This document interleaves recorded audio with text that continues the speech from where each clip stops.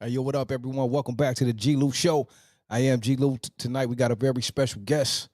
The homie URG7 is in the building tonight. The homie has a, man, great testimony, a great story, man. He's a student of the game. He's been doing it many, many moons and many years. He's here to share his story right here on the G-Lew Show.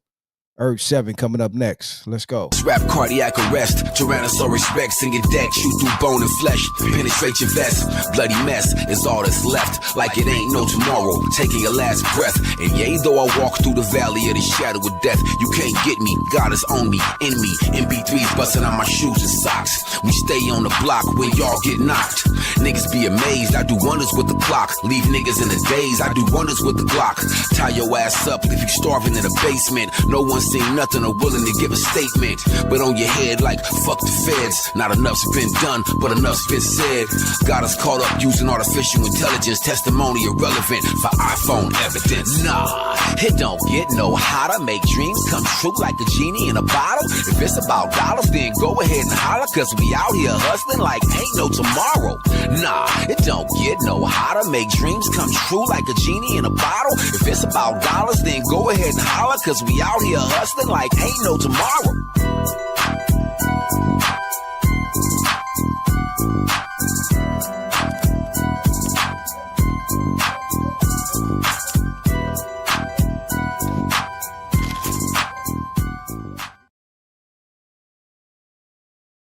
Hey, yo, what up, everyone? Welcome back to the G-Lew Show. I am G-Lew. Hold on 1 second. There we go. What up, everyone? I am G-Lew. We are back for another episode of Friday Night Live. And tonight we got a very special guest. The homie is here, recording artist, entrepreneur, so many things, man. I'm going to let him come in and tell you who he is. But we got the homie URG7 live in the building.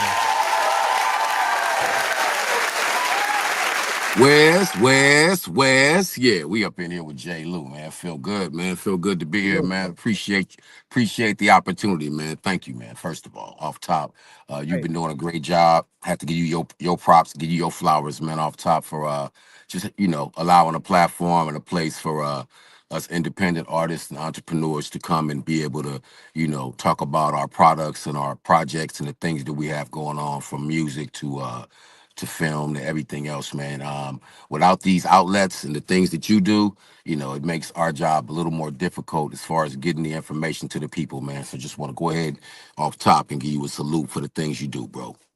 Oh, man, thank you, bro. You gave me an introduction, bro.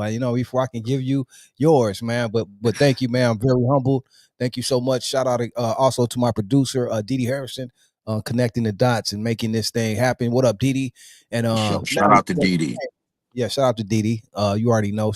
Shout out to everyone in the chat tonight. Big Spanks, Brenda, Emily, Q Smooth, the homie Smokey, man. Everyone in the chat supporting the platform tonight. Much love, respect. Thank you. But let's get to you, man. He gave me a cool introduction, but let me introduce you, man. Like I said again tonight, we got the homie. He is here, man. The homie, his name is Gerald Parrish, but he goes by the name of URG7. The homie been doing this shit for a long time.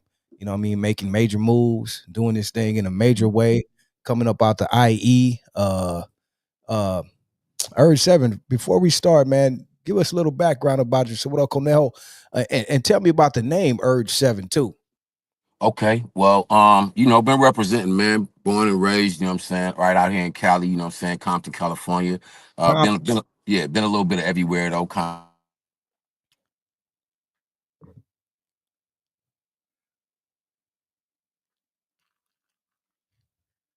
I think we lost the homie for a second. Sure, he'll be right back. What up, Ernesto?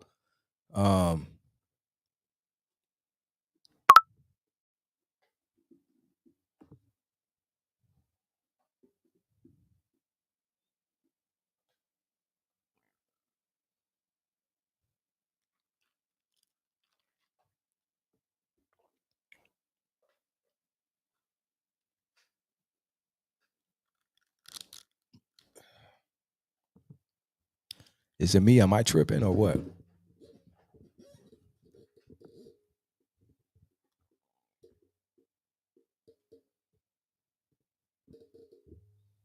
What up, Emily? Salute, ESP. What up?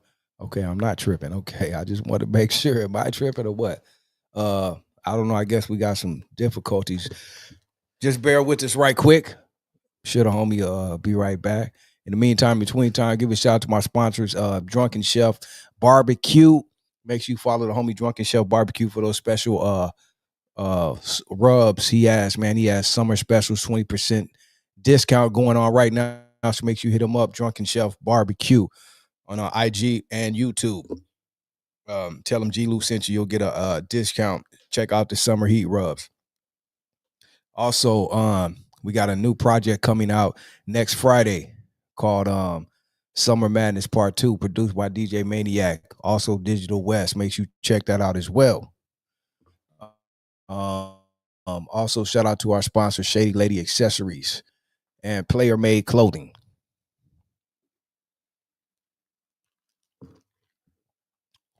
Okay, not sure what's going on here. Okay, we just lost the homie altogether. Hopefully he'll check right back in. What up, everyone? Happy Friday. Hope everyone had a blessed week. Much love, respect. Congratulations to all the people that graduated this week. All the kids that graduated. Cornell, shout out to your son. Congratulations. Shout out to Udisi, her son graduated, and everyone else who graduated this week. Much love and respect. Congratulations from the G-Lew Show.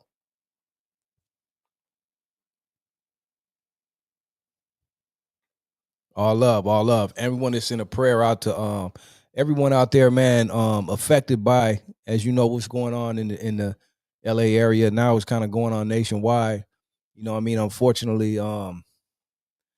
it's a lot of chaos right now. So we would just want to keep everyone in prayer. You know what I mean? If anyone is affected personally by what's going on, we want to send our prayers for you personally from the G-Lew Show.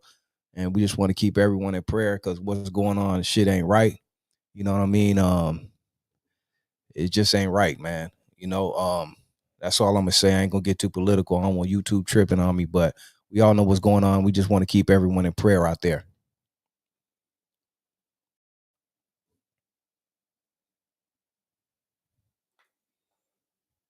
Give us 1 second. Let me see what's going on here. We'll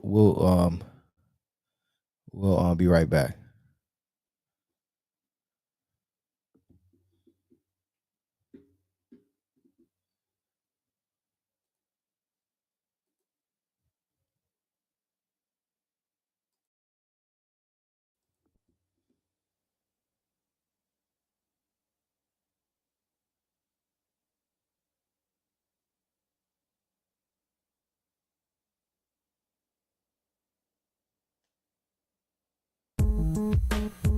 Oh yeah. DOA 1990 whatever. Scratch on the Proud Productions. Y'all niggas best to try to feel this. I'm hustling.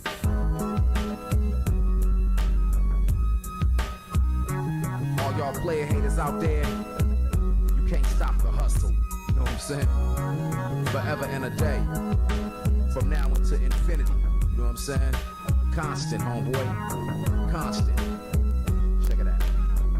I'm hustling. Gotta make that grip, gotta stack them chips, gotta check them trips, gotta pour them licks, gotta represent in the year 1997. Gotta pack them extra clips, can't get jacked when I'm rolling on the script. Player haters wanna trip, cause I puts it down like a pimp. While I be stacking and macking and stacking and bagging in my driveway in a 500 big body class Benz. Making them millions, chilling with friends, none to lean. A nigga ain't tryna see the pen, never gonna be on the bottom again. So it's always on, they never off, always hard, they never soft. Won't floss and they never lost or gon' lose, cause I choose to remain in the game, maintain my name in the fast lane. Let me explain. A lot of fools get off up into this game simply to fall off later, but never me, cause I'm a player. I know the lifestyle you is tempting, but I'ma forever be pimping and never simping, steady morbid, never limping. And when it's time to get paid, you know, get that mail, go out and get them chips. I'm rolling up and down the strip, just like a true. I know what to do in the game of loot. What's what, when, where, why, and who I'm hustling. Hustling, gotta make that grip, gotta stack the chips, gotta check them tricks, gotta show them licks while I'm hustling. Gotta make that grip, gotta stack them chips, gotta check them tricks, gotta show them tricks, gotta represent while I'm hustling. Gotta make that grip, gotta stack them chips, gotta check them tricks, gotta show them tricks, gotta represent while I'm hustling. Gotta make that grip, gotta stack them chips, gotta stack them chips, gotta make that licks. Now I'm blowing up, gotta continue Okay. Okay, I think we got the homie back.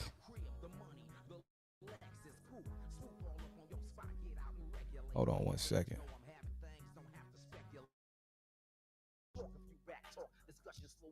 Okay. Okay, are we back? I'm back in here, man. I don't know what happened.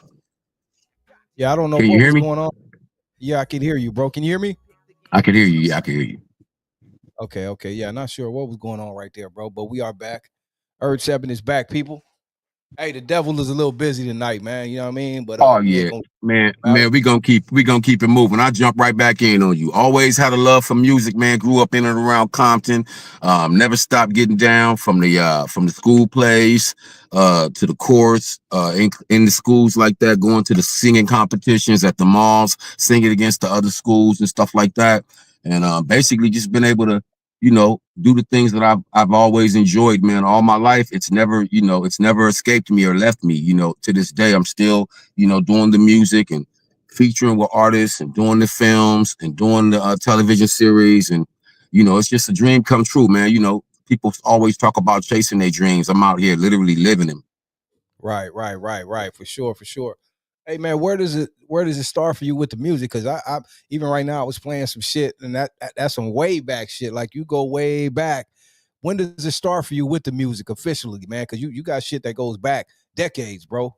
Yeah. I've been blessed, man, and I'm definitely humbled to be here, man. It's a humbling experience. Been blessed, but I got my start, just like all most of these rappers, man, on the street corners and in the parks. I used to rap with Coolio up at Mona Park in Compton. Wow. I used to rap with Coolio and freestyle with Coolio, right outside Martin Luther King Jr. Elementary, which was right next to Mona Park. But yeah, man, just got my first deal at like 19 years old. They heard a demo tape that I did, in Compton, with the homies. I was going to Centennial. I graduated from Centennial High School. Shout out to Centennial. So they had heard a demo tape, man, and basically, they called us to Hollywood, to discuss what was on the tape, and we ended up signing with that label. That was Eclipse Records. Eclipse Records. That was like 1986. Wow. My first deal, man. My first deal, and it's crazy because I just saw an interview with Jimmy Jam, Terry Lewis talk about that Cold Wind Madness record they did for Ice-T. I Right. recently sat down in an interview with Long Beach VIP, and they discussed that Cold Wind Madness record. That they was some of the people that actually, sponsored and put up money to get that record done. Cold Right. Wind Madness, the reverse side of that, the instrumental. I rapped on that, and that's what the record company heard that got me my record deal. So this stuff comes back around full circle, man. Even to the instrumentals when we didn't have MPC 60s and SP 1200s. If those were available, they weren't available to us. Right. I get it. Man, that's deep right there. Shout out to VIP Records too, the homie Kevin. Yeah, man. Yeah, Down there recently as well, man. for People go sure. VIP Records. He's still over there in the corner over there on For Peace sure. For Court. sure. Still representing. Still representing a lot of history over there. But man, take us back 80. I mean, come on, man. Most people, especially in the West Coast, man, like weren't having deals 86, bro. It's very few, like Ice Teas and I mean it's very few, bro. 86. What was that like, man? Getting your first deal and how was it back then? Like the whole experience. It was bananas, man. Not going front. Coming out of high school, even though I had been exposed to a lot, and especially with the culture, all of us was just some kids from Compton. We were not that well traveled. You know what I'm saying? Of course, we've been to Doodles, we've been to skate lands, we done snuck in the Eve after dark, but Right. we've never been to New York and Cleveland, Ohio, and some of these other places where they was flying us out to, man. So it was crazy, to get the deal and you know see the other side of it. A lot of people think, oh, I'm gonna make this record and it's bright lights and I'm in the limelight and it's videos, and it's like, nah, bro. Once you make the record and it hit, Then all the real work starts, the press junkets, hitting retail, doing the interviews. You on the road, you in hotels, you in, Airbnbs, you in limousines, and you in you know what I'm saying, you in sprinter vans. You just running from spot to spot to make all these appearances everywhere where you need to promote and or be seen to push that product, Right. which is music. Right. Wow, man, 86 Eclipse record. Who else were you able who were you working with at that time, far as like when you talk about production and even collaborations and things of that nature? Because Production. 86, it was Yeah, whoa. that's crazy, man. He works at Compton College to this day. Harvey Estrada, Okay. one of my mentors. That's who basically was putting us up on production. Of course, we had local DJs and producers as well, but yeah, Harvey Estrada was one of the main influences, you know what I'm saying, that was bringing us around the technology that we could not afford, but he could. And he was allowing Right. us to come into his studio, just some neighborhood kids, and kind of showing us what was up, man. And that was a wild time, Compton's Most Wanted, LL Cool J, Salt and Pepper, Right. Dana Dane. It was a wild time. It was different, Dougie Fresh and the Get Fresh crew. It was just different, hip hop. I've seen hip hop through these decades that I've been blessed to be here for. I've seen hip hop metamorphosize, into several things. And back then, the culture was just it was exciting. I'm not gonna say happy. I'm gonna say happier. They were happier times. People wanted to dance, talk to girls, party, show their outfit off, do the new dances, be the best of the new dances. And instead of the gang banging culture at that time, which was still, it was a subculture of gangs. Of course, it was a subculture that's always been here. But these were dance crews. If you go back and watch these movies, Breaking Two, you know what that was about? That was these guys in gangs coming together, but they weren't fighting. They were dancing against each other. It was who's the best dancer. Come in with your jacket, with your crew, with your little crew uniform or your crew outfit on, and it's your crew against their crew. And there was no violence, like that back then, man. So it was just a different time in the culture where people wanted to be seen and people wanted to dance and people wanted to party and people wanted to have a good time. And the music wasn't really angry. It was a lot of party music. Right. Well, tell us too, man, coming in the game at 86, how you seen the game kind of change, like you said, as these years went on by, where you got 87, 88, 89 coming into the 90s, where, like you said, it went from kind of a fun time, and it was hip hop, like you said, the gang culture, all of that was still there, but it was different. We had K-Day and just it was fun, right? So tell us how you got to experience this, how it did shift and how it got a little more violent, or how even the music changed coming into those 90s. I believe, man, that's a great question. Great question. I believe that the music always reflects the culture and the environment. The music comes from what we're living in at the time. Most of the music is it. There are experiences, Right. and I think around that time, the music followed what was going on the streets, and when colors dropped, colors. That went Right. all over the world nationwide. You know what I'm saying? They saw Crips and they saw Bloods. And, Right. some of them was with it.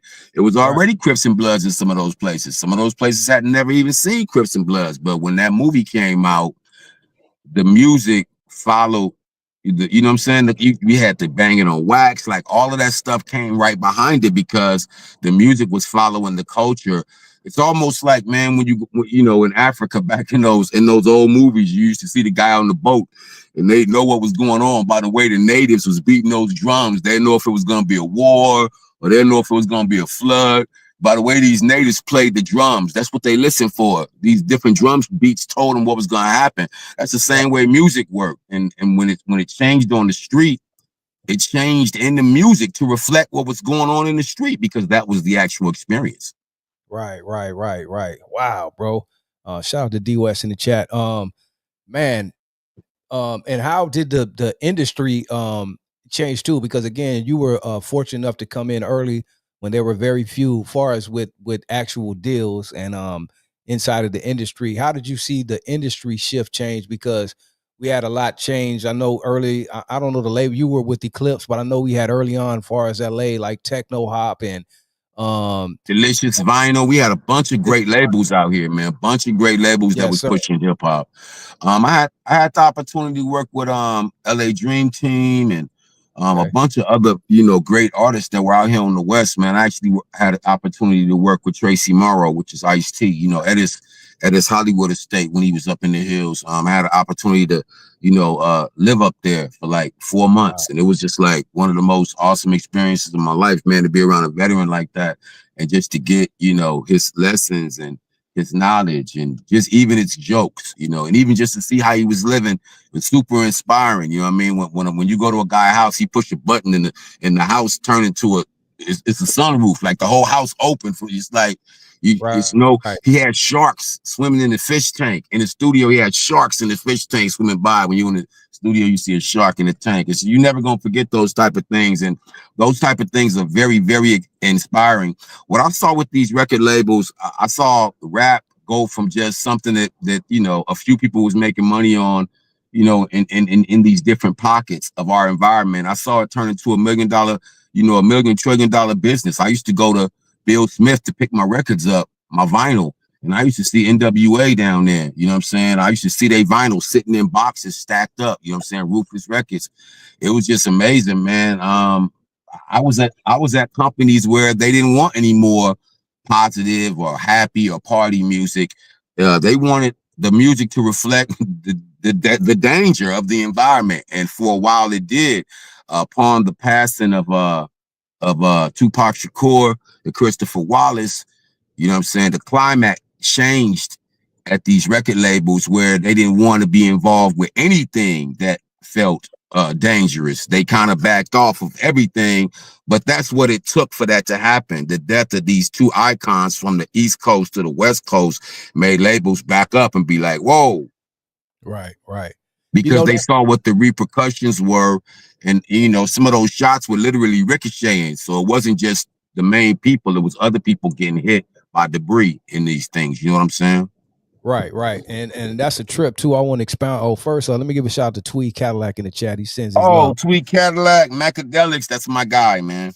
Y'all, Yes, sir. y'all need to check it. He got a nice show out too. Go check out Tweet's show, man. He's doing a great job. Yeah, he's on my channel. Shout out to Tweed, my brother, my big homie. The homie Mark 7 also wanted me to send my love to you too. Oh man, Cram Nevis, that's my Yeah, guy. Cram Nevis. Shout It's out to the my homie, man. guy.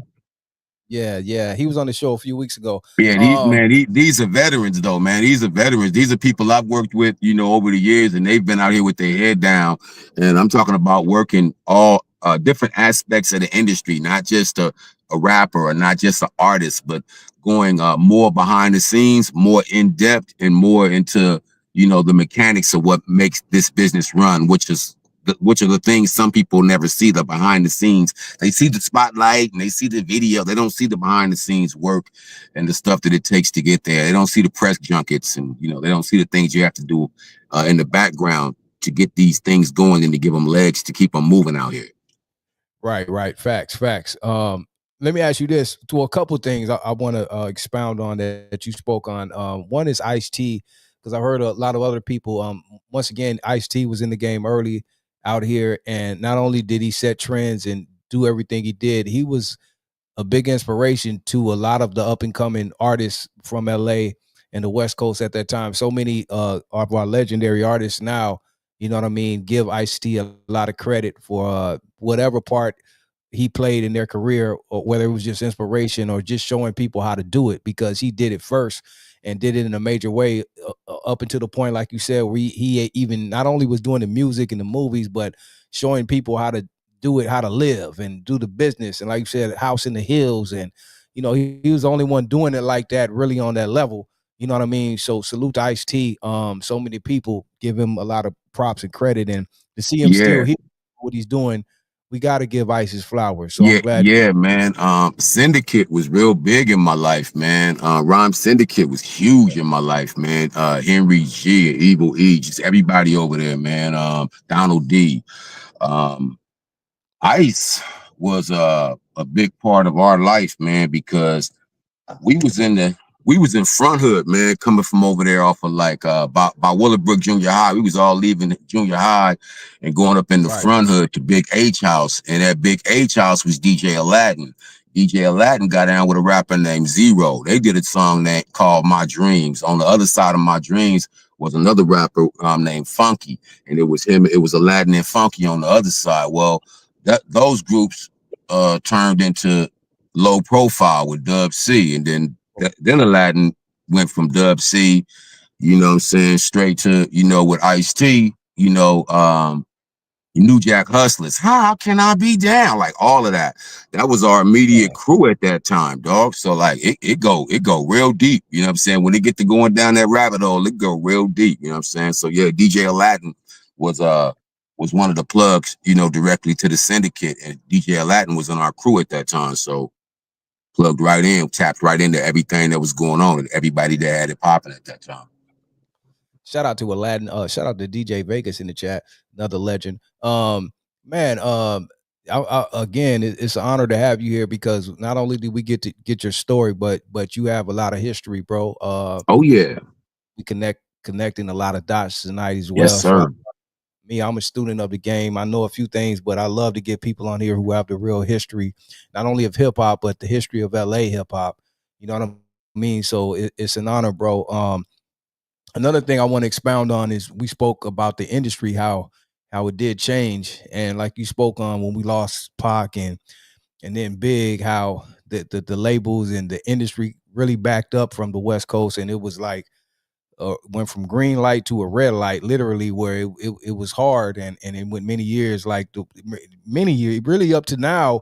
What we had in between, you know, rappers were coming back and bringing it back. Shout out the Game and a few people who Chance.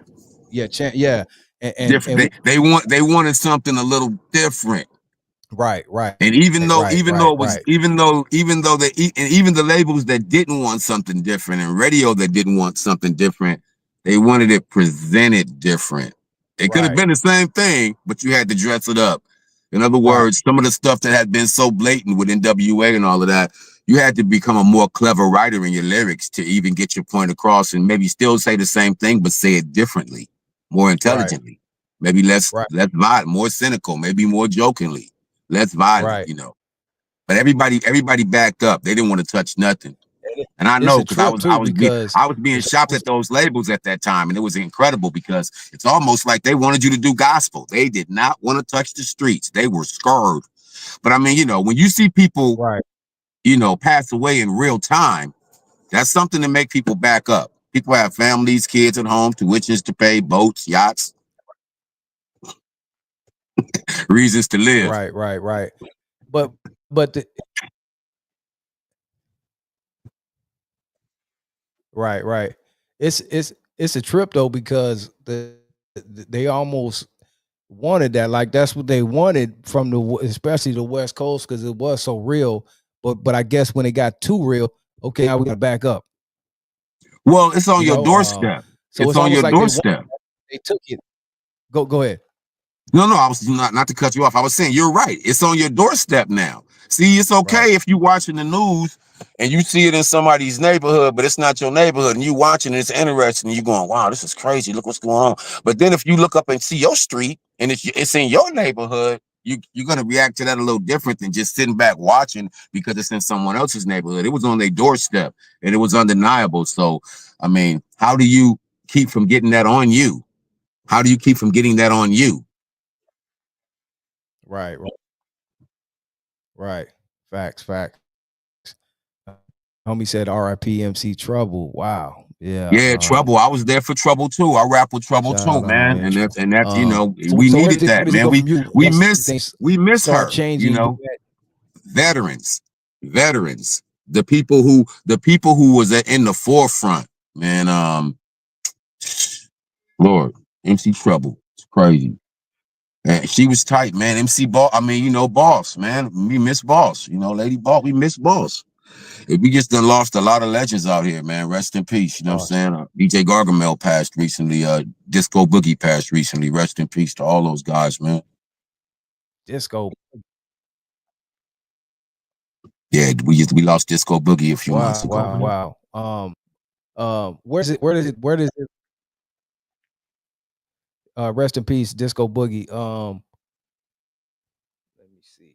Hold on 1 second. What's going on here? Yeah, man. Y'all go check me out on G-Lew new album, man. It's about to drop soon called Whoop Whistle. That's dropping on the 18th. Y'all go check me out with G-Lew. Yeah, shout out to the homie G-Lew, man. How did that connection come with you and G-Lew? Oh man, G-Lew been my brother for years, dog. I'm on most of his projects. I am the voice of Dan. This is Dan Burgundy. I'm the voice of Dan Burgundy on his albums. I play the Fig reporter, but G-Lew been the homie, man. Him and Rapping Granny used to live in my building. We all lived in the same building in the 80s, and me and Rapping Granny kind of had a little, rest in peace. That was my homegirl, man, Vivian Smallwood. She did Beetleborgs, Everybody Hates Chris, and she did a lot of shows, but yeah, we had a little rap battle one day in the elevator going up. I saw the old lady with a jacket on said Rapping Granny. I'm like, Rapping Granny? She turned around looking like, what? And so she bust, I bust, she bust, I bust, she bust, I bust. We not even on the same floor that we supposed to be on. We in the elevator rapping. And I find out that G-Lew is her son because it's Rapping Granny and DJ Lynn at that time. So we all lived in the same building. They were signed to Smooth Groove Records. They had a song out at that time called Rock and Soul. They had a music video when I met them. And yeah, man, me and G-Lew been down since, man. We done made songs in this room on his 808 while he's scratching on the turntables. And we've been together ever since, man, making music, and it's just a blessing to be able to make music with some of the legends that been out here, man, that didn't go out and sell themselves out to Hollywood or go play themselves out and overexpose themselves out here in this game and play their hand. People that have just sat back patiently and done what they do because they are who they are. So they have nothing to prove to the industry or nobody else. They doing it on their own terms.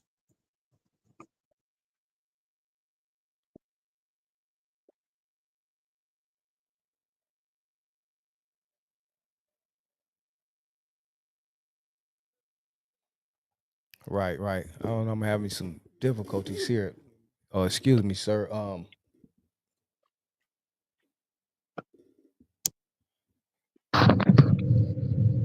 no, it's cool, fam. Give me one second. Yeah, Give me you 1 cool, second, fam. Urge. Yeah, you cool, fam.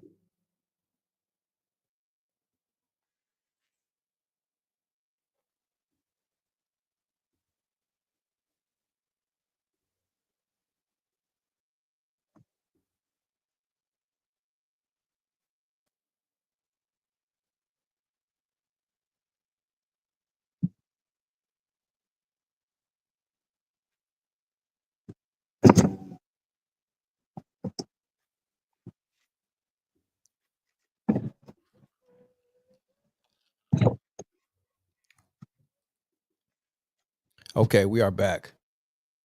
My Yes, apologies, sir. people. There's some difficulties on my end here. I'm trying to figure out, but not sure what's going on.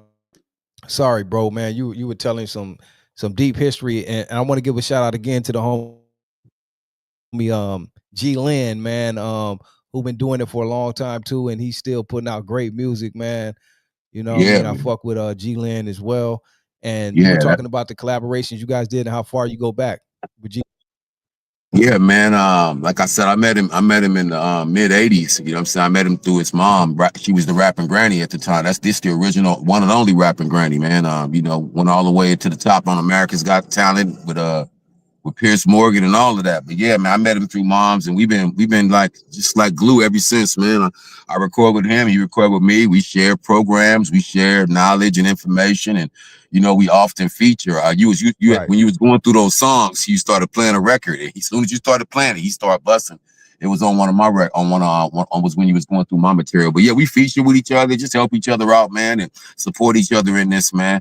Everybody not mad at each other, and everybody not against each other. You know, some of us, you know, link up and can have great relationships and kind of just support each other and keep it moving, even though, you know, the music is a big competition, which is why it get jammed up most of the time. But nah, man, I mean, you got people you love, you just keep it moving. I love that dude. He loved me. So that's all that matters. We just do music and Right. leave all the politics out. You know what I'm talking about?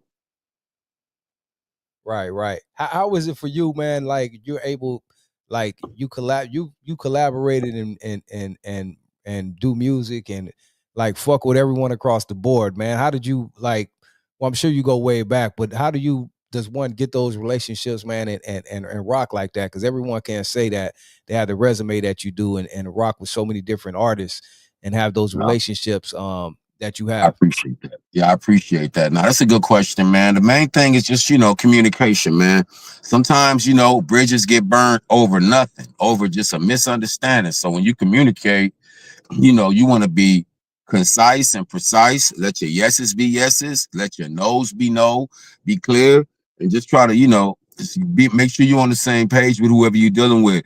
When you're artists such as, you know, of my caliber, it's like, you know, you may get contacted from anywhere. You know, I've been contacted from Egypt, Guam, Australia, Russia, Japan, you know, Africa, Canada. You just have to be open as an artist to working with the people who want to work with you. You know, I've had Russian artists contact me and say, I live in the Ukraine, I'm popping over here. Here go my videos, here go my music, here go my links.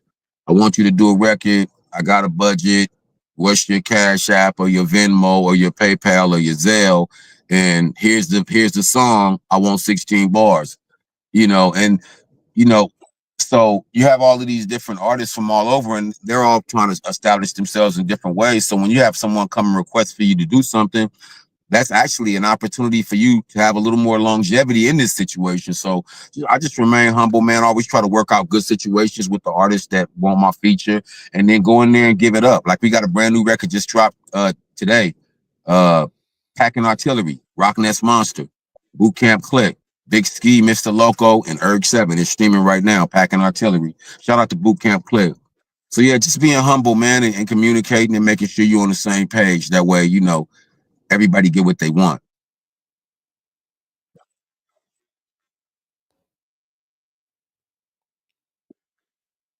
Yeah.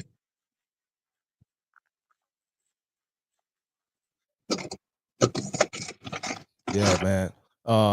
Who are some of the I mean, you work with everyone. Who are some of your most like uh features or work that you've done that you've been the most because you've done it all, bro. Like what are some of your most, you know what I mean, proud work or that you've been the most like in your journey?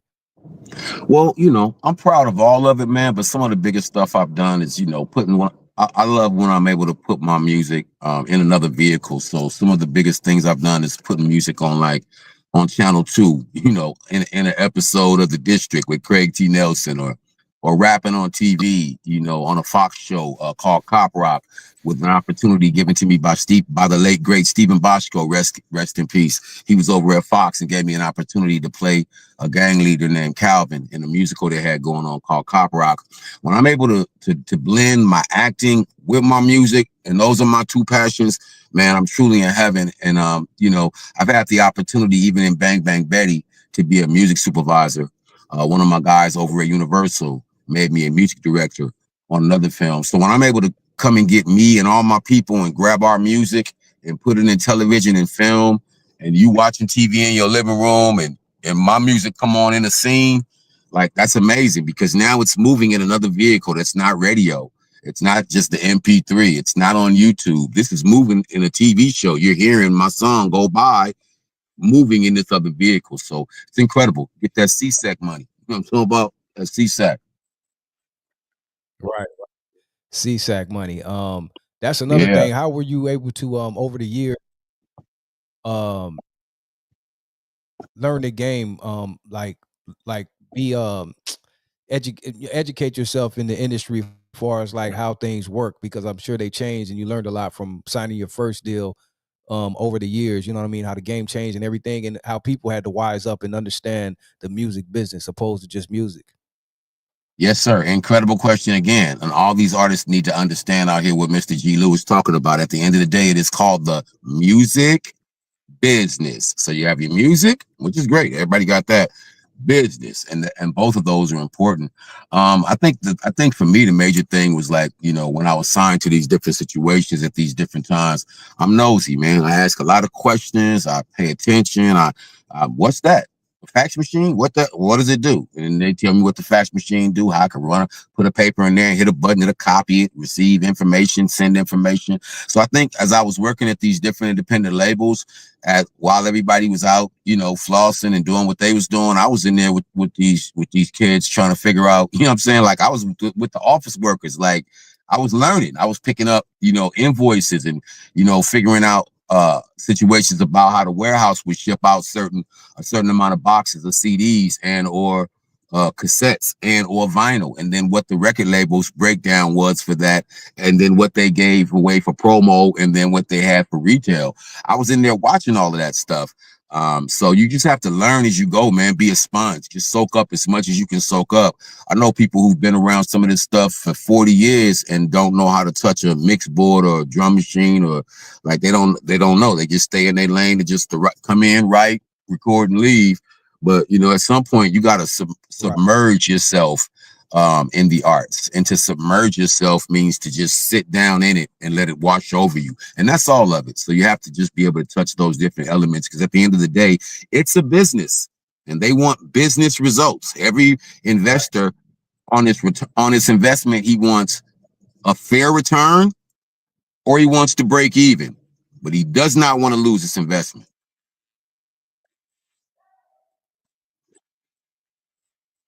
Right. Right. What did you learn, seeing like, again, you coming from back when it started, I mean, as far as getting deals and all that in the 80s, to going back again to the 90s when the West Coast had a big dominance, and, Ruthless. I mean, when past NWA, when Easy kept doing it, but then you had Death Row come and Suge and all these big artists and companies. But at the same time, like you say, when we lost Pac, and we seen a lot of it crumble due to a lot of the mixing with the streets. Streets become reality. You know what I mean? Imitates art and all this. What they say, the certain cliche words. You've seen all this again. What did you take from that and learn from that? Again, because you are still here, and we've seen a lot of stuff come and go with these things, and you are still here. What did you kind of take from that era of the game? It's an incredible question, man. You have to pray. You have to pray. You have to navigate properly, man. Navigate properly, pray. You have to have legal representation. Don't just run around here signing stuff. You can't be greedy. Greed is what gets a lot of people cracked, because they dangle something in front of you and it look good, and you start moving towards that. And it could be a hole dug, right where that's at, a hole for you to fall in before you ever touch it.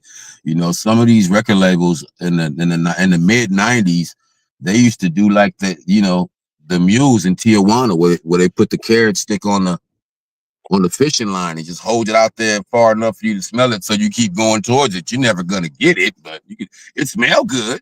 It smells delicious, but you're never gonna get it because they're holding the line out just in front of you. You're just walking towards the smell. So, you have to get over the artists, recording artists, and singers, and artists and actors. They have to get over the illusion of the smoke and mirrors, man, because none of that stuff is real. At the end of the day, you are who you are, and you get what you get. You go to Hollywood looking for something, you may find something in Hollywood, but it may not be what you're looking for. And I just thank God that I've been able to navigate around a lot of the weird industry stuff, and a lot of the cult like behavior and stuff like that come with some of these organizations, man. Being independent has worked out for me. I've been signed 3 times, and since then I've been independent. And that's just worked out for me better, to be able to negotiate my own deals, because who's going to take care of you better than you take care of yourself? Right. That's a fact. That's a fact. Speaking on being independent and all these different eras we went through, you have the 2000s come in where music drastically changes from uh, somewhat going into the digital age. People kind of didn't know where it was going because it shifted a lot. You know how the music changed over digitally, first MP3s, and you know all these things where Yes, people really sir. didn't know. Brief Mm-hmm. time where people really know where the industry was going. Even the industry, quote unquote, didn't know because so many things were changing, and it was kind of weird for a minute. But then it steady moves and moves, and then we come to a place now where they seem to have gotten it, but it has drastically changed over from the formats and how the industry is traditionally ran, from records, CDs, tapes, all this to all the way digital. I mean, we were saying over the years how it was changing slowly, slowly, but now it is pretty much digital. Even though we still have records and things, and seems to be coming back a bit, but everything is pretty much digital now. What do you think about how that has changed? Pros and cons of that, because it is pros and it is cons to it.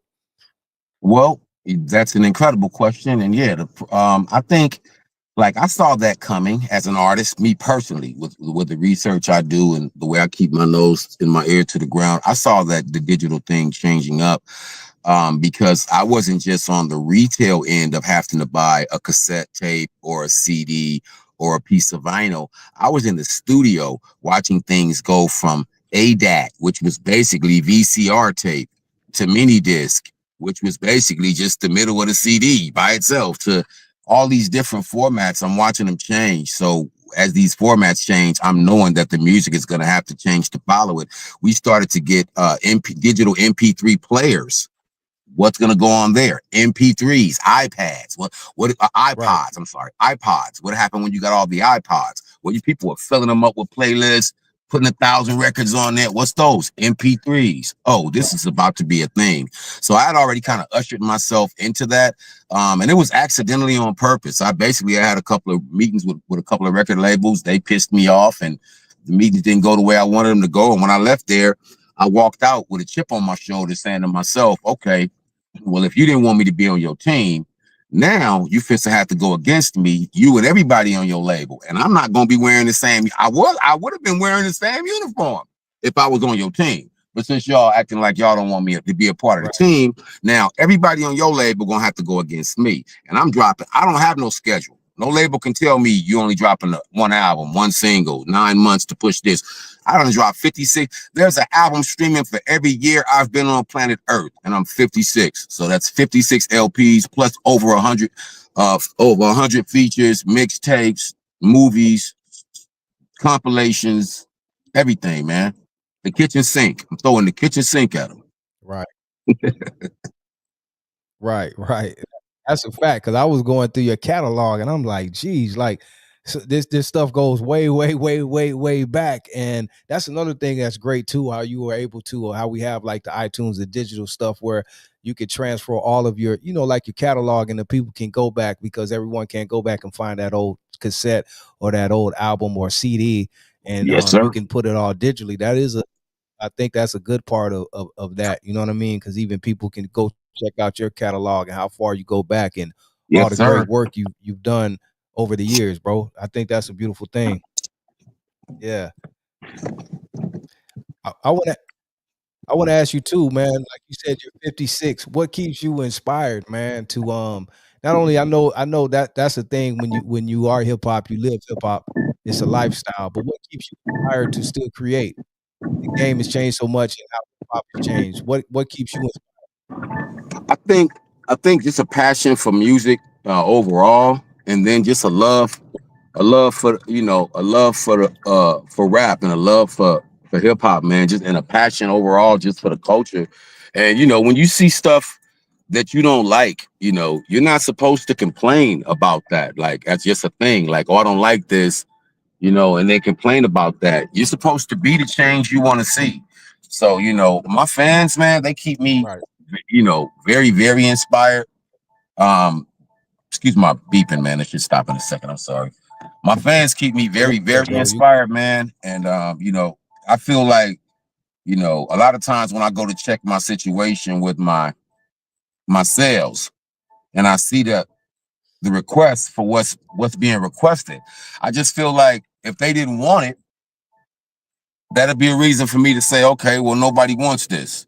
But as long as they Right. sending me money, you know what I'm saying, and asking, then, you know, as far as my fan base is concerned, I feel like, you know, I have something to definitely bring them and keep them engaged in. They almost expect new music from me, the way I've kind of flooded them out. And I enjoy it, man. I enjoy, you know, the back and forth between me and them, you know, them wondering what's next and me trying to figure it out as well and then delivering it. Right, right. And that again, I think is a beautiful thing of where we are as far as this digital age where, you know what I mean, you can pretty much put out and distribute your music how you want and how you want it to be put out. And another great thing is, like you said, there's always a fan base. Like you said, you may not be mainstream, but it's people who want what you have. You know what I mean? And you're able to deliver and get those people that product. Go ahead, bro. We learned that. No, I just wanted to stop you because you was making an incredible point. I wanted to jump in there. We learned that Okay. in school. Supply, demand. You know what I'm talking Right, about? Supply right. and demand. And I just wanted to give a shout out, man, to Bread of Cali Wild, my homeboy Cornbread. Cornbread makes coins, man. And what he does is he makes digital coins, and then he puts all your information on a QR reader and gives you the opportunity to take back, you know, what Spotify and so many other retailers are taking away taking away from the artist. They've taken away the opportunity for the artist to have something, have and give away something tangible. You know, Right. this is something tangible. When this is in the store with a barcode on it, it's a barcode on it. When this is in the store, this is something tangible. You could buy this and you can take this home, open the plastic, read the credits, and listen to the music. And he's giving them a way to put their music on a coin and be able to go hand to hand and get your money back from these That's streaming services. That's dope right there. How does how does one make that connection with him? Go ahead and plug him and I'd say go to your Instagram and type in Cornbread, and then jump in the DM, man, and work with that dude. He'll work with you on the pricing and everything. And it's incredible, man, when you get that coin in your hand and you realize your artwork is on the front of that thing. There's a QR reader on the back, and nobody can get it. This isn't at Spotify or at Apple. Nobody can get this unless they plug with you. So you get every dollar. right. That is dope. That's hella dope right there. Yeah, man. Start to take this thing back. Show them we smarter than they think we are. Right, right. Shout out to Yes, sir. Cornbread. Get at the Cornbread. Oh, cornbread. Okay, I didn't know if it was coin because you said coin, but No. It's cornbread. AKA Bread of Cali Wild.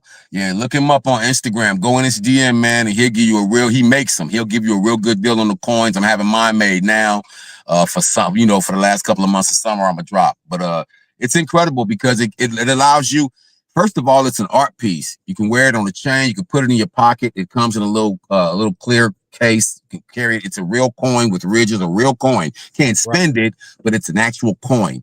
And material. It's a conversation piece. It allows these artists to have the opportunity to take their music back, you know, from some of these streaming services who want to pay us, you know, a bunch of 0% of a penny.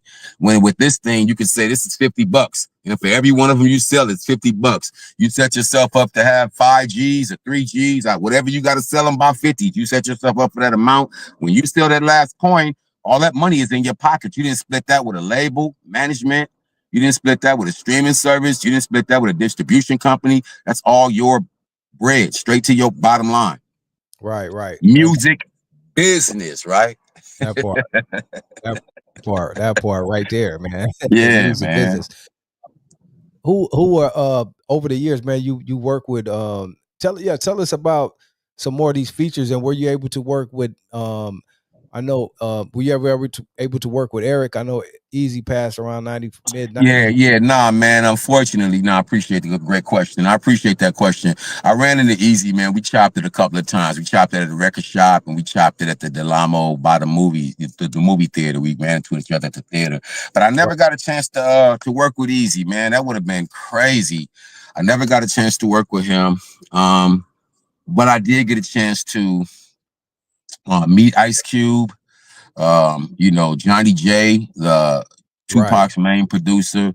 But He was also producing for Rappin' Reese at the time, and Rappin' Reese was one of the main rappers that was in the Microphone Masters with us when we got our deal from Eclipse.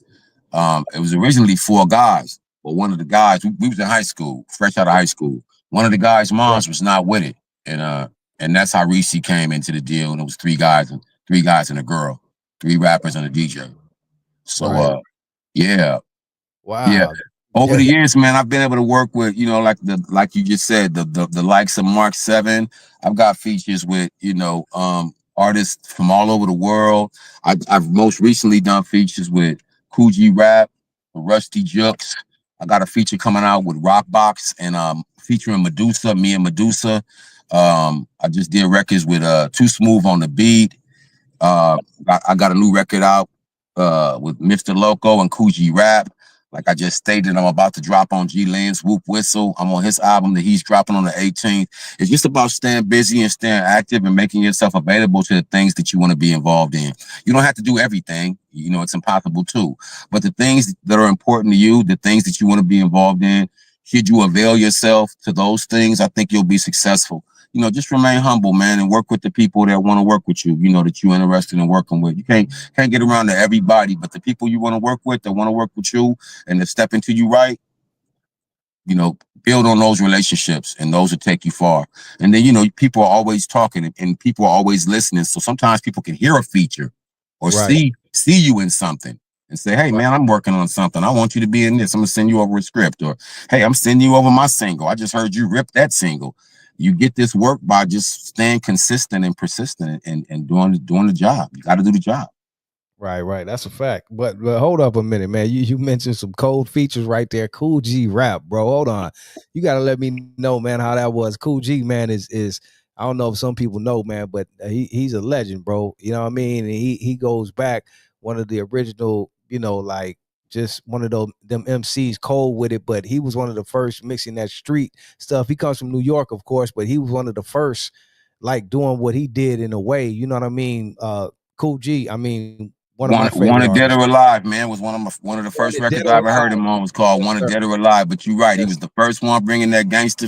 I mean, his name actually stank. Cool G Rap, Cool Gangster Rap. That's literally was his name. So, yeah, I met him twice. You know what I'm saying, and he was cool. I never got a chance to be in the studio with him because, of course, the verse was kind of sent over. But it was an right, incredible, opportunity just to rep with a legend like that, man. When I'm on these records, you know what I'm saying? Trust me, I'm trying to leave my mark. I'm trying to plant my flag in the moon. Believe that. It's so surreal because these are guys that I literally would go to the record shop and pick up their tape. Master Ace, whoever. Like I'd go in there and literally look through the stuff and get their tape and go to the thing and pay and go home and bump it. And I had it in the Walkman. When I was in the whip, I had it in the whip after I started driving. So it's very surreal to then go to a show and get on stage, you know what I'm saying, or be at a show and you're at the show opening for Rakim, opening for Jizza, opening for, Capadonna. right, You on the same stage as Killer Priest. You know what right, I'm saying? Like this stuff is like very surreal, man. But I think this is one of the rewards you get when you just pure at what you do and you stay down. It's bound and inevitable to happen. How you not gonna be around the people that do it and you're doing the same thing? It's inevitable, but you have to stay down and you got to keep what you're doing pure, man. And you can't burn bridges. A lot of what happened out here is people start off on the right track, but once the impurities come in and the bridges get burnt, how you gonna finish the journey? right. I agree. I got another two-part question for you. I want to ask you, man. That you go back, um, you're talking like early hip hop. Who were some of your inspirations, man? Because you've been doing this a long time. You're a student of the game. But who were, if any, some of your inspirations early Every on? everybody. Everybody. Run DMC, Houdini, Steady B, Stetsasonic, Dana Dane, Dougie Fred, everybody, the whole industry, bro. Frickin' Frack, Okay. Finesse and Quest, Internet, you name it. I listened to it already. Blowfly. This is Blowfly, the master class. I Yeah. listened to all of that stuff, bro. Growing up, man. Sugar Hill Gang, Nice. Run Yeah. DMC.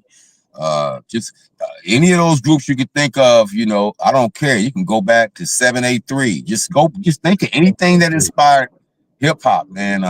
That's what I spent my 80s and 90s doing, man, digging in those crates and rocking those parties and going to those dances and being in those clubs and dancing in those sock hops, even when I was in school, and hitting the gate after school and going to listen to that new Slick Rick.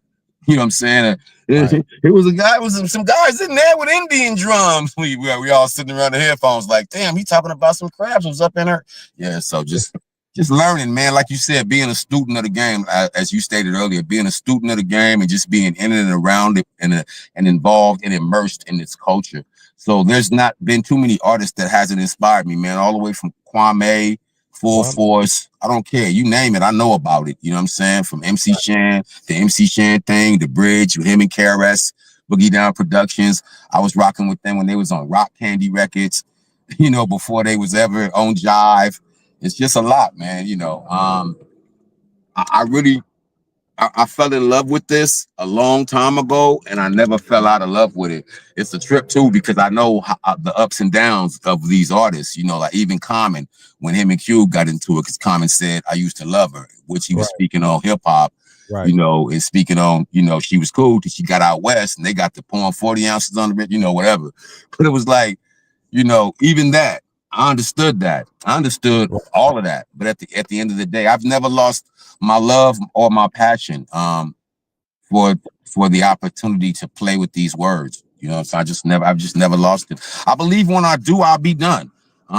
You know, I talked to my mentor, I even talked to my pastor, and you know, my pastor said, "Hey, man,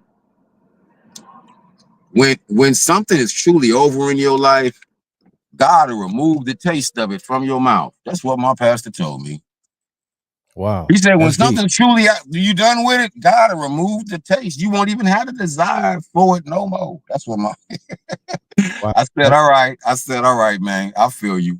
So between him and my mentor, you know, I just think it's funny when I hear people talk about retiring, because, you know, a lot of these other genres, you know, you get your Willie Nelsons with the long gray ponytail and your Aerosmiths and your Queens. These people never go home. But they want to retire rap. And there's music in everything we do. I just want artists out there that's listening to this to never be discouraged. And there's music in everything around you. There's music in your dental commercial. There's music in the elevator. There's music in every commercial on TV. There's music in your kids' video games. There's music in your kids' toys.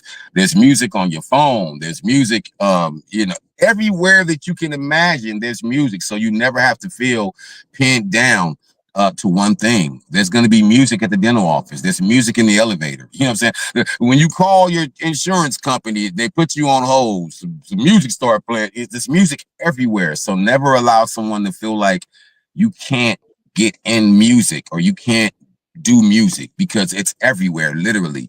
You just have to get in where you fit in, and then you learn how to build on that. I think to expound on what you said about people try to retire hip hop and you can only be a certain age and all this, right? That a lot of times come from the younger artists. You hear a lot of the younger artists, oh, I'm gonna be, or they be trying, oh, he old rapping. I'm not gonna be that old rapping until they get that old and they still rapping. I've seen many of them 15, 20 years ago when they were new in the game. Oh, I ain't gonna be trying to talk bad, and now they're that age or they're older 20 years later and they ain't went nowhere. They're still rapping. I'm about to put out another album.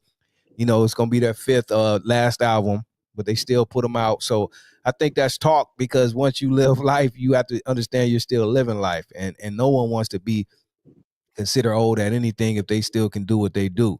You know what I mean? Well, so I think a lot of that's talk. And then they, like, another thing they used to try, not so much more, but retire hip hop, or even when it started, it's only a fad. And here we are 50 years of hip hop. But I mean, in this time we're in now, I don't think we've ever seen where people, the elders, you know what I mean, or people that are older considered, you know what I mean, can do it so fly and really change the game. You know what I mean? Most of the older artists is doing it bigger than the younger artists now. It really flipped because, you know, go ahead.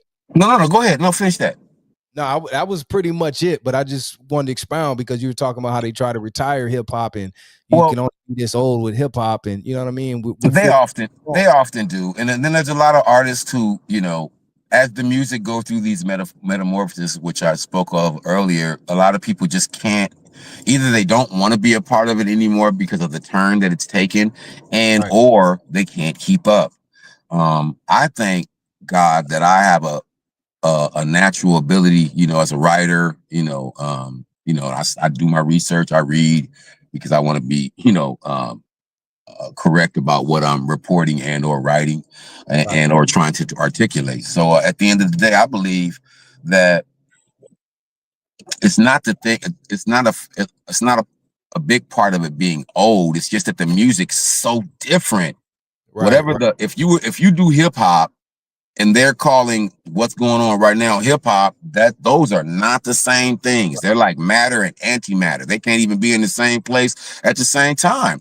So at the end of the day, we keep hearing them say it's funny too, because I used to hear radio stations where hip hop lives. It'd be like, man, they must have moved or got evicted because I. That was a slogan where hip hop lives. But no, I think that's the thing. There's no need to go anywhere if you're relevant, and I've been able to remain relevant and passionate with the fans and the people who buy what I'm selling, the people who actually tune in to hear these transmissions and to get them from me from all over the universe, which is incredible. It's incredible to get, hit up from Spain or hit up from, Japan. It's incredible to do music with guys in South Africa. That's incredible. And, Right. they're dying for me to visit. You get your passport stamped and come over. We're gonna do it big over here. It's incredible to do music with artists from all over the world, and that's what the internet has allowed. It's opened up the portals where you can literally just do music with an artist from anywhere. I've done music with artists that I have yet to meet in person. I've only met them like this in a video chat or something like that, a FaceTime, or talked on the phone or in the inbox or something. We've never personally met. And we got music streaming on the internet right now. And I've never been to Russia and he's never been to Cali. You know what I'm Right. saying? Same thing with people from Japan and or Bay, Australia. And it's just incredible, man. When you could do a record with a guy from Australia and he's never been here, you've never been there. I got records with guys from the UK. They've never been here. I've never been there yet. So, this thing is it's bigger than it seems, and the opportunities are endless, but you just have to manage things properly, man. You don't want you don't want to start getting haphazardly about anything that you do. You don't want anything you're doing to be done haphazardly. You have to organize, you have to communicate, and you don't want to put too much on your plate in where you allow things to fall through the cracks, because the opportunities, like I say, are endless. Sometimes there's new artists and they're about to come out and they realize I'm international, and they pay me for a feature, and the minute they put featuring URG7 on their record, well, the minute somebody looks them up or looks me up, they get them. If anybody in the world looks up URG7, now they get that artist automatic because they did a feature with me, and their feature's gonna pop up. Business.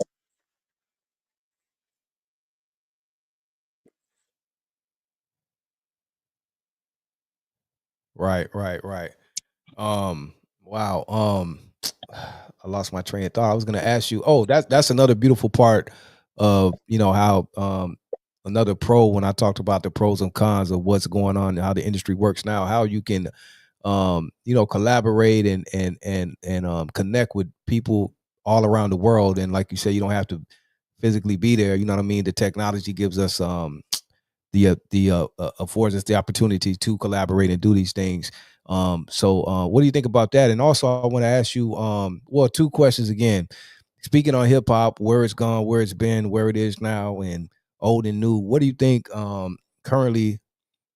I probably know the answer, but where hip hop is now, how the artists are coming, and how can we, because it's easy to say, okay, we don't like it. It's different. That ain't really hip hop. But how can we at the same time inspire and try to keep it alive when it's steady dying? And it's not dying in the state of where, okay, it's not popping, because hip hop has pretty much been the biggest genre. But like you said, the roots of what hip hop is, and the integrity in it, and the individuality, all that. How do we kind of get that back? Because that's kind of gone to where it's somewhere else. People don't care if they sound like someone else. They don't, like the individuality and the I don't know the word I'm looking for, but for people to I have know their own exactly. sounds and No, I all know that exactly what you're creativity. talking about. Yeah, I know exactly what you're talking about, being original. And guess what? As long as this is a, you know, over $1 million industry, man. It's going to be very difficult to get people to, you know, to conform. I think the best thing that we could do is, as artists, especially as veterans, is, you know, mentor as many artists as we can, man, and try and teach as many artists as we can about real music and real hip hop, even down to the elements, because so much of this stuff gets lost in translation after you add technology. A kid could just pick up something and boom, boom, boom, and he's a star and he made $1 million. He the best. He's Scott Storch. You know, made the best beats. Scott Storch. You know, made the best beats in the world. Nobody knows him. He don't know the culture. He don't know about bars. He don't know about graffiti. You know what I'm talking about? Like he just did. So it's like I believe as long as the money is where the money is, it's never gonna, you know what I'm saying? As long as that money bar is set where it is, we're never gonna get it totally back. But I know that the purity of the artists that are out there, because it's almost like a civil war. You know what I'm saying? The same thing they say about black and white and other things, gang banging and politicians, everything. It's almost a civil war because you have rap and then you have hip hop. Right. Okay, they're not the same thing. Right. But it's all out here. The rappers out here doing their rap shit. The hip hop out here doing their hip hop shit. You know what I'm talking about? So it's like I think collectively we just have to remain focused, remain diligent, do the music we love, and not allow the culture to pass away. Once we let the culture die, man, then what we got, I think that's one of my driving things that keeps me, you know, trying to, I don't know about impress my fans, but I want to say amaze my fans by like, damn, another one. Dang, he still got something to talk about after all this time. Damn, he's still coming like this. Dang, he had something to say about that. It's like, I want them to see how dynamic the mind can be, you know, when you're a street reporter out here basically telling everybody what you see, because, you know, you think about how people tune into music, but there are people are all over this planet that have never come to LA. So when they tune into to somebody's CD and you talking about what's going on in the city or what's going on in LA, you know, they're paying attention, you know what I'm saying? Because you're telling them something they may not hear about on the news, or that the news may not even speak of. So it's just like, you know, the purity of where the music is coming from. Like I said, the environment. And then you spoke on that earlier too. Life imitates art. Art imitates life. So I think as long as the money is in it, man, we'll never get it back, because, you know, the song asked you a long time ago what people do for money. You know what I'm saying? And what you won't do is, as far as coon and or go out this way, somebody else will come along and grab that check and go and do that. Do a Milli Vanilli. How you gonna stop them? Can't stop them. I think we have to teach more, mentor more of the artists that are coming up. Don't be hard on them. Try to understand them, but make sure that they understand us. We can keep the culture alive that way. I think once the veterans are gone, the culture is just going to morph into whatever the culture is, and that new thing will be hip hop. Right. That's a good one right there, because I think what you said, once all the veterans and because I was gonna say, how do we get the culture back? Because it's almost like you said, I was gonna ask you, do you think that money kind of destroyed the game and integrity of hip hop, even though that's what we really wanted, though? Because that's what at first, man, we were doing it for fun. I don't think we realized the pureness and how fun it really was, because we were doing it for fun, and then all of a sudden we said we want the money, we need to get paid, and then okay, the money did come, but it seems like that destroyed everything too at the same time. And now it's hard, like you said, artists don't care about the roots and what hip hop is. I just put out this album, that shit just went plateau. I just sold this many, you know, I'm doing it now. Fuck what you talking about, and you old heads and hip hop, all that shit. This is, you know what I mean, whatever, you know what I mean, because they got the money. It's just like when the old people in our family pass away, man. If they don't tell us those stories and we don't get those lessons, and you know what I'm saying, if we don't get it from them, once they go in the hole, who gonna tell it to us? Who's gonna explain that to us, or tell us that story, or give us that information? So I believe as long as we continue to mentor the younger artists that are coming up that want to listen, the younger artists that want to know more about the culture, the younger artists that do tap in with the old heads, as long as we can continue to mentor them. I had a mentor. You know, so I mean, and it was important. You know, I had a couple, and it was very important in the structuring of my career, even as an actor. And kids need that. I think a lot of these kids are unguided, and without that guidance, you know, then the power that they're wielding cannot ever be wielded properly, because it's never been guided. They have the power, they have the ability, they have the talent, and they're record popping, but the Right. guidance that they would have needed to put into that beforehand to direct that where it's going, that's what's missing. And I believe that when all the old heads are gone, hip hop will be whatever hip hop is then. And then who's gonna say it's something different? Because when all the old heads gone, you go back, it's gonna be a memory. You're gonna be able to go back and listen to it, and people are gonna say, "Oh, they don't rap like that no more," or "I don't rap like that no more," or "I don't talk like that no more." You talking like they talked in the '60s? You jive turkey? Who say Right. jive turkey? They don't Right. talk like that no more. Oh Right. man, I was just out last night with this skeezer. Skeezer. Right. Don't talk like that no more. What plane did you? What time machine did you just jump off of? Right. Right. Hey, you know what? Too? That's a fact that you said it, and it's unfortunate, like you said. Once all the OG or the elders of hip hop are gone, I think that is true, because that's really what's only thing that's been holding it together. You know what I mean? At this point, far as like the history and the somewhat culture, because they say culture now, but I don't even think people know the meaning of it. You know what I mean? It's just a They word now. don't. You right, man. The You right. same for the It's just another word, and everything you just said is right. When the elders are gone, there's nobody to teach it. It's just gonna be another old thing, another thing of the past. That's why they call it old now, because. And that's why there's a term, old school, new school. Why? Because what they're doing now is considered new school. Okay, that's cool. You know, and then you go back to a dude like Super Nat. You know what I'm saying? Go pull a group like Stetson Sonic. Go get a yeah. group like Coast Contra right now. You know what I'm talking about? Like some real Oh, lyricism and some real entertainment. Like it's so many.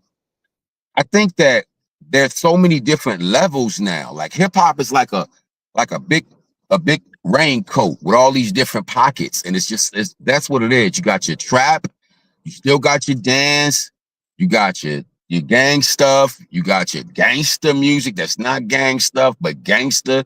Then you got you know, the stuff that then went all the way around 360, you know, your Lizzo stuff and all that rap. It's just you got pop rap, you got all of these different, you know, pockets of rap, man, now to where, you know, if you do hip hop, that's considered a certain genre, but hip right. hop is not the same thing as trap. It's not the Right. same thing as dubstep. You know, there's all of these different pockets. So I think you just have to fit in where you at, represent, and stand on what you're standing on, and be able to teach that and explain that, you know, to the next person. You may not be into what they're doing, and they might not be into what you're doing, but you should both know exactly what that is musically, because that's your genre, that's your job, that's your profession, that's your field, literally. Hey, Urge, let me ask you this. Um, do you think, because that's a good point you made right there, what we know that we've been knowing that for years now, it's a difference between rap and hip hop at this point, because they put it up, they put it all in the same and say hip hop for everything, and there's obviously a difference, right? Do you think at some point there needs to be different sections of hip hop, just like if you look up under, if you go to Spotify or whatever these different playlists, you're gonna see different selections of, say, rock. You're gonna see soft rock, hard rock, pop rock, different, you know what I mean? Do you think hip hop is gonna need that, or should have different categories of hip hop they need to place in sections, or what?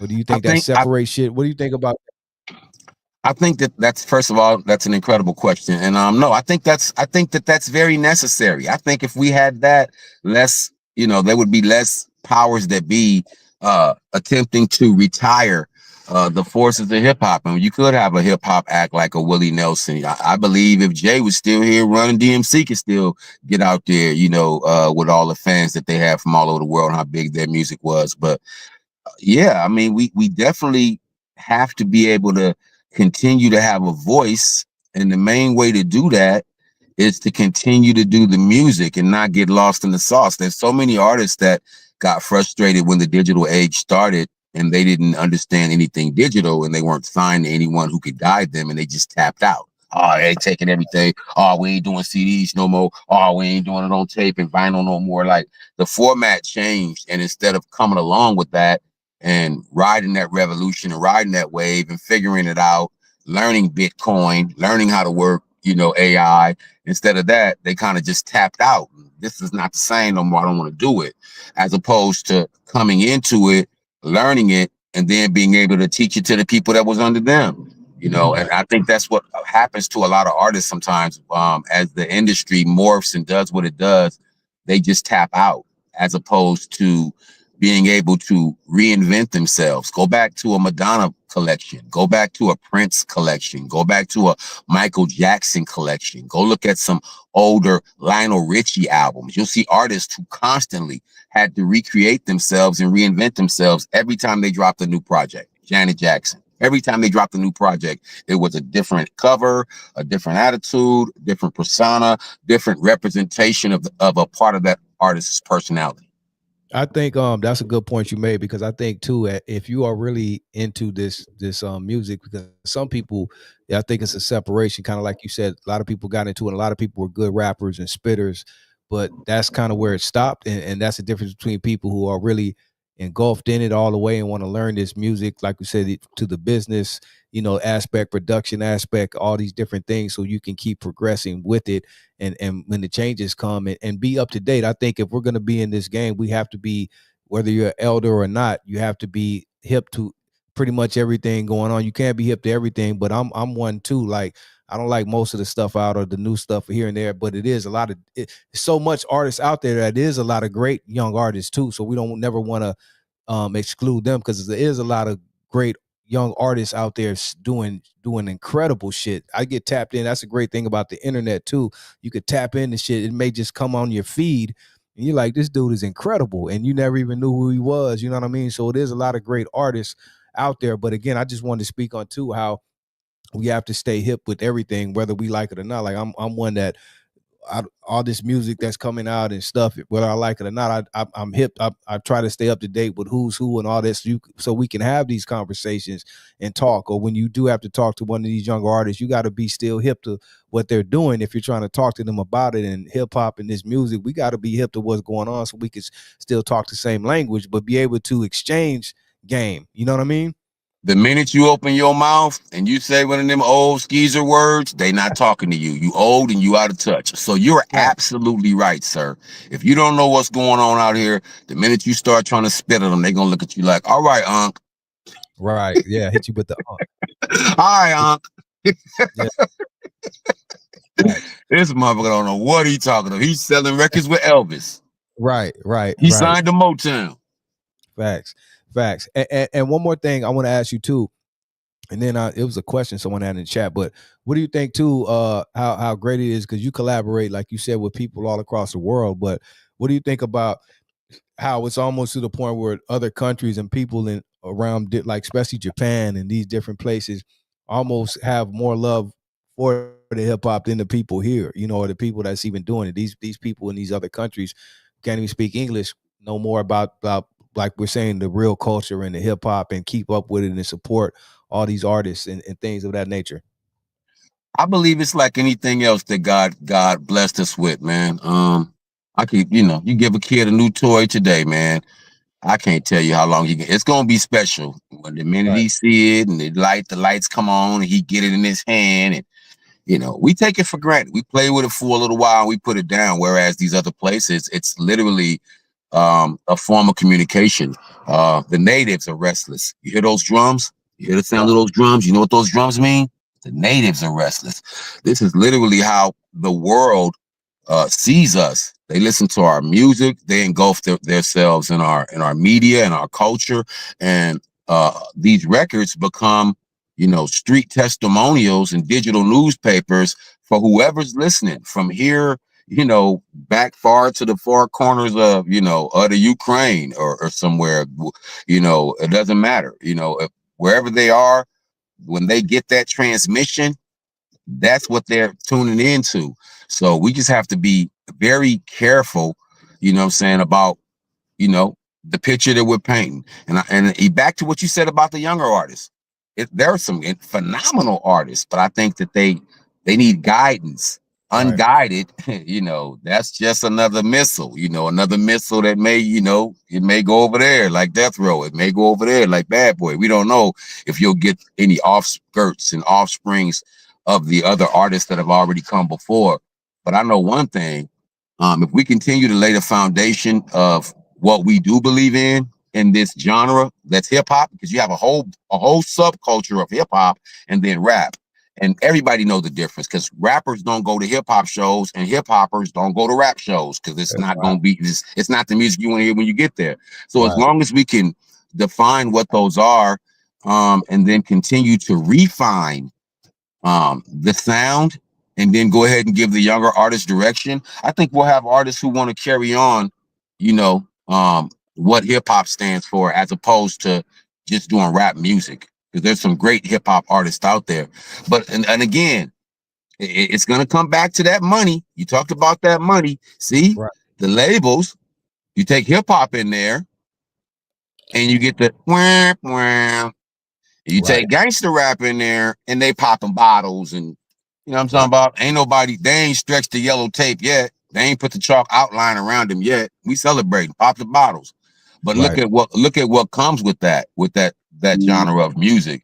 But you bring hip hop in there, and it's not dangerous enough, it's not edgy enough. They don't think anybody's gonna like it.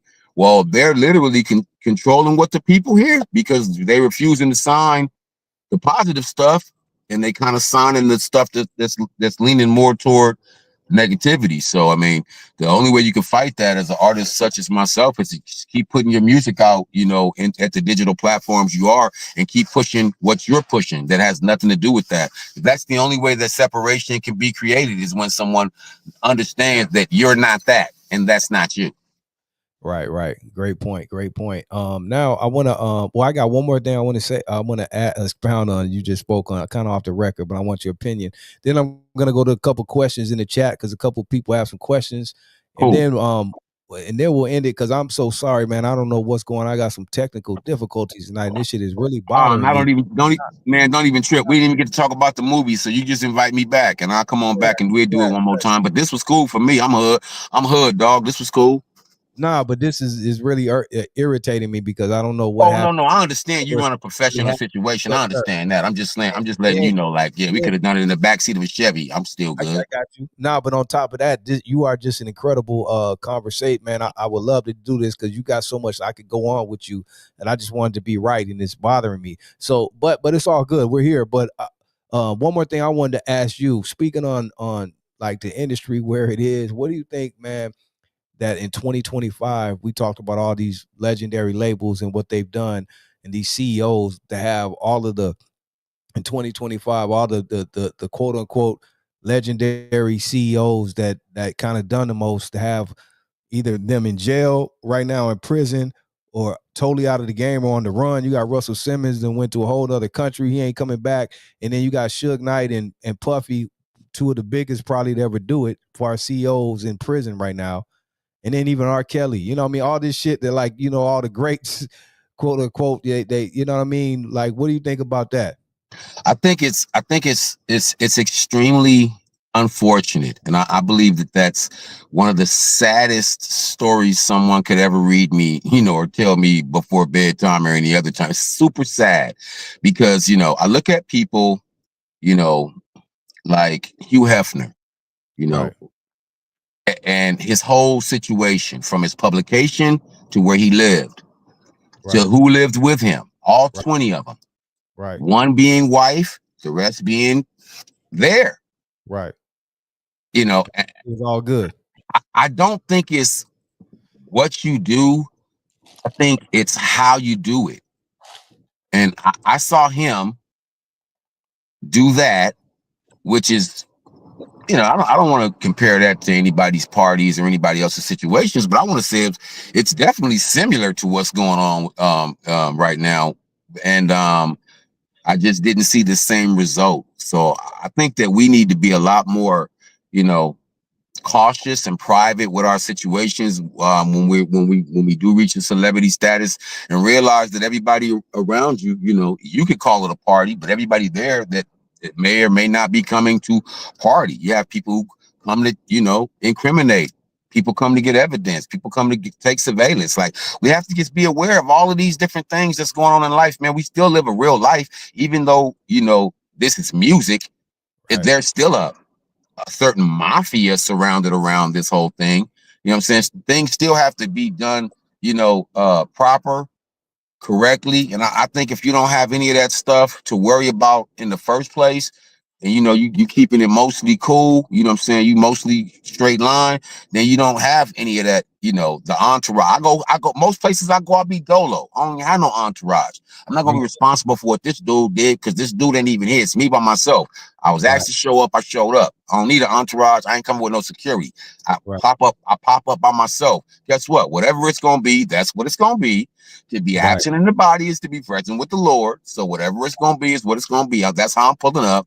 I don't involve myself in a whole bunch of stuff that involve a whole bunch of mechanics of a lot of other people, because I found that the more mechanics added, you know, the least it's more or less least likely that that thing is going to get done. Because now I got to deal with his grandma, and his car got a flat, and she out of gas, and he ain't got no tags. His license just expired. Like, all these different people have their own thing. But if they weren't here at all and it was just me, then I'm just dependent on me. So I just believe, man, you know, as we become, you know, more into our celebrity as artists and actors and stuff like that, we just need to watch our circle, man. People, you know, they told you this from the church house to the schoolhouse to your living room when your granny talked or whoever was around you. You got to watch your circle, man. I don't even want to speak on people's situation, but I think, like, with the Dirk situation, he had somebody around him that was wearing a wire, you know, for 2 years. Gave the dude like 50 bands when he came home. The dude wore wire for 2 years. That's the reward. It's like, you gotta keep good people around you, dog, and just keep it straight. Keep it on the straight and narrow. Because if you don't have all that stuff to go on, you know what I'm saying, when they're going through your trash, then how they gonna find all that stuff when they're going through your trash if it's not in there? Right. Facts. I agree. Everything you just said, I agree, bro. I'm the same way. I don't, you know what I mean, this day at time, you don't need all that. Bring yourself, and you're good. Whatever it's gonna be. Because I know I came, so I'm bringing that. But whatever it's gonna be, it's gonna be. But we not bringing that energy. So you know what I mean. It's all good, man. For sure. Let me go to a couple questions. DD had a question. DD asked, "What is the meaning of URG7?" Great question. Okay, so in the beginning, God created man in his own image. Therefore, you are God. That's URG. So in the beginning, God created man in his own image. Therefore, you are God. So if you're looking at me and you don't like me, then you're not looking at me, you're looking at God, because God created man in his own image. Therefore, you are G. Take the alphanumeric A, B, C, D, E, F, G. Do it again in case you missed it. A, B, C, D, E, F, G. 7. It's right there for you, man. Laid out. Dope. That's dope right there, man. Yes, that's sir. Dope, homie. Everyone out there, man, you are God. Put God first. Come on, man. You better, if you don't believe it, then you don't know you're not paying attention. If you don't believe it, you're not paying attention. And he told you. He didn't hide it wasn't nothing up his sleeve. I didn't see David Copperfield or Chris Angel or nobody there. He said in the beginning, that's what the word said in the book. It said that he created man in his own image. Therefore, figure out what that means. I know what it means. URG 7. Wow. That's dope. Yes, sir. I hope that answers your question. Okay, the homie Spanks, I guess, because we were talking about these artists and the younger artists. He said, if you could choose, who are your top 5 young artists, if any? Oh man, top 5 young artists. I like LaRussell. Okay, yeah, he's dope. Right now, he killing it right now. I'm still rocking with like let me see who else I like right now, really though. Like LaRussell. I've been hearing a lot from Coast Contra. I really like Coast Contra. Uh, it's not too many other rappers, man, that's like new.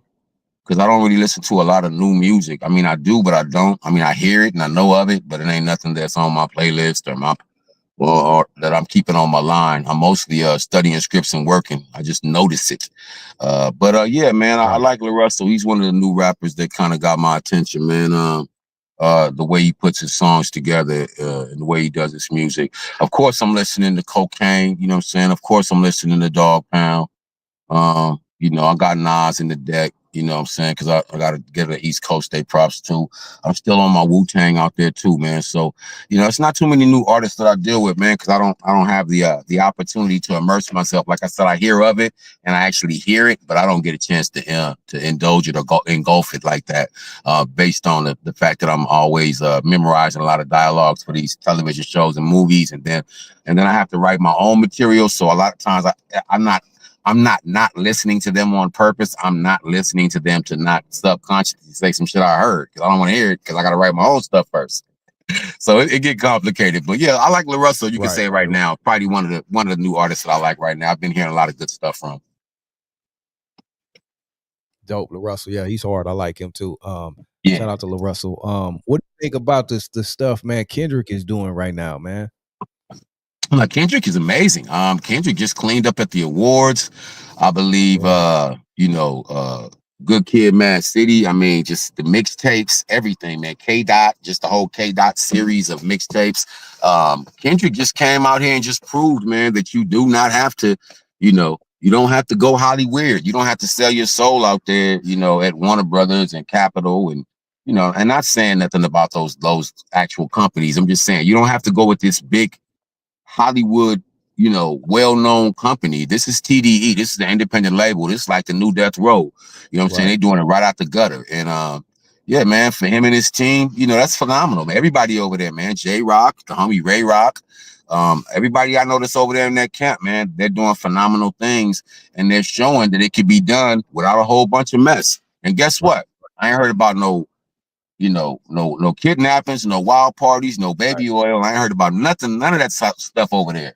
So it's like they doing something right because they handle their music, they're doing their business. They just put that Super Bowl on in front of the whole planet.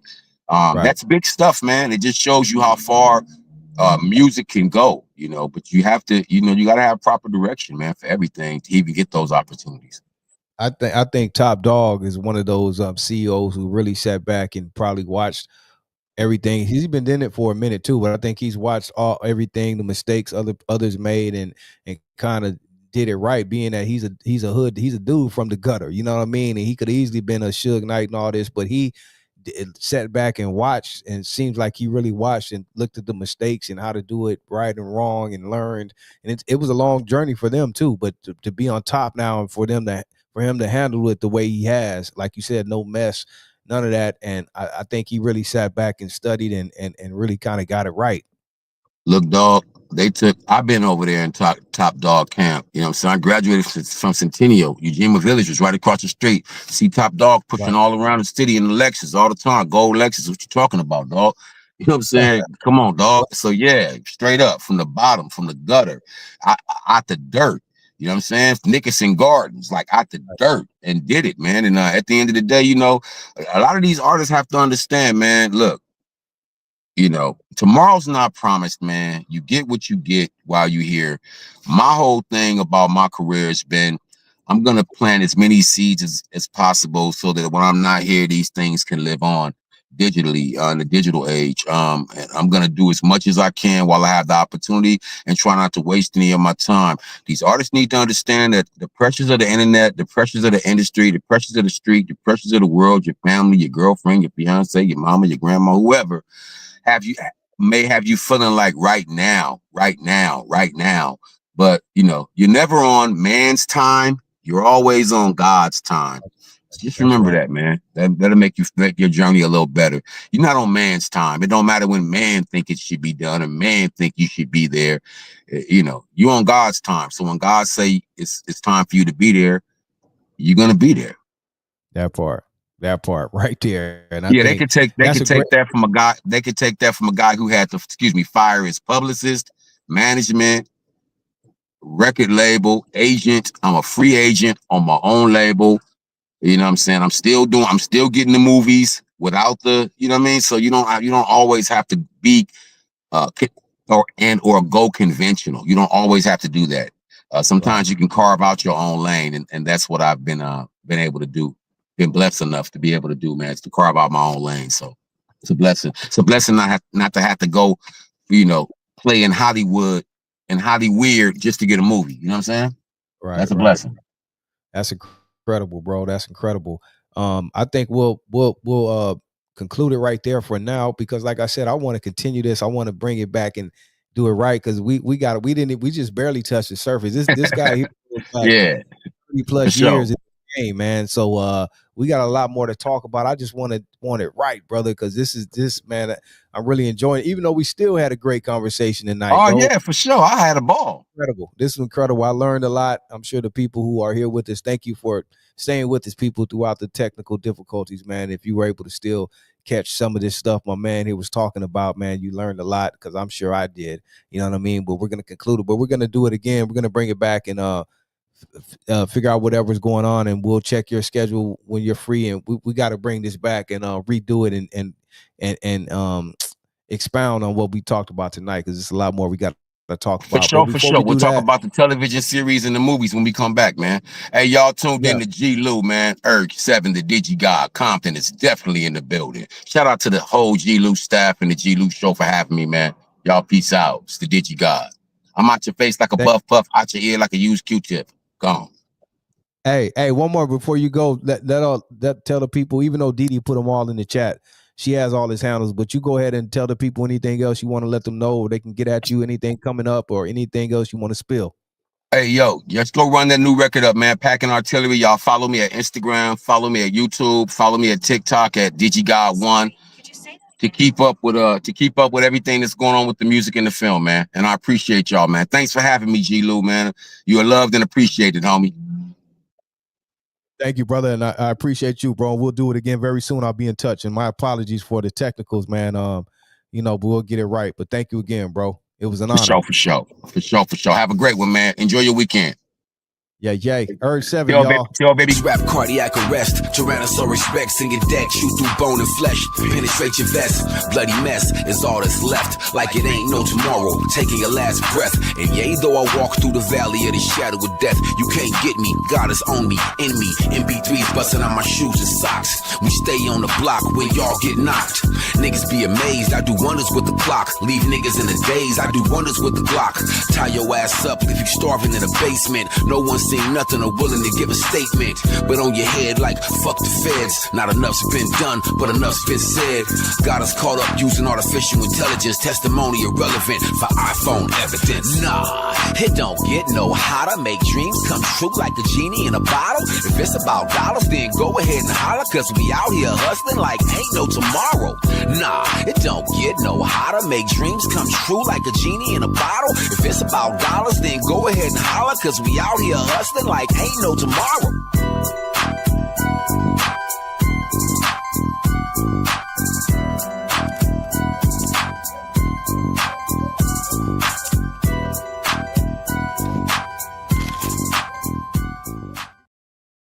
Hey, before we go, people that are still here, I want to apologize again for the technicals tonight. You know, this is a live show. You never know what's going to happen, and tonight it happened, I guess. You know what I mean? We never are in control of some of these things. You know what I mean? They're out of my control. But nonetheless, it was still a great interview. We worked through it the best way we could, but we still got out the information. So thank you, everyone who stayed with us throughout the interview, because I know it was a lot. It was hard on me. I hate when shit goes bad. I just hate it, because I love to be professional. I almost wanted to end the interview, but you know, we still had to do the best we could. So I just want to apologize and thank everyone who stayed throughout the interview. We're gonna get it right, and also make sure tomorrow night we're back again. We got DD Hairston conversation in the Hookah Lounge along with Long Beach Lala. Digital West will be the special guest, so tune into that 7 p.m. And also Lena Lokes will be back tomorrow night for late night Lena Lokes R&B Soul tomorrow at 10 p.m. So tune in for that, okay? And again, everyone have a blessed night. Much love and respect. Thank you for your continued support of the G-Lew Show. And much love, everyone. Thank you. I love you all. God bless. We out of here.